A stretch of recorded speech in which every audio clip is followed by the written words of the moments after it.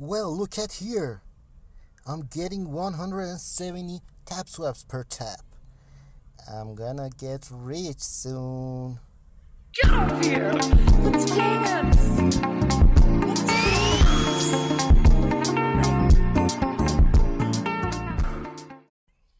Well, hello my friends and welcome to my channel. This time we're going to know how to increase your coins 2 times. Yeah, it's true. You can earn 2 times more with this tutorial.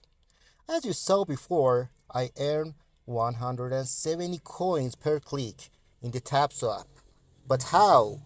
The answer is Tapswap Town.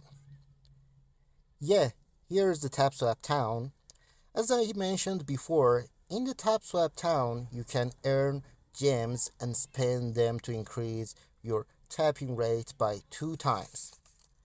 Please also, if you like this video, don't forget to subscribe and give us a big like. In the Tapswap Town, you have to update the first building. Here is the first building, but as you know, at the level of 4, it says you need to subscribe to Tapswap channel, and it is very hard because that channel is crowded. So try to subscribe to that channel to continue updating this building and enjoy 2 times more coins.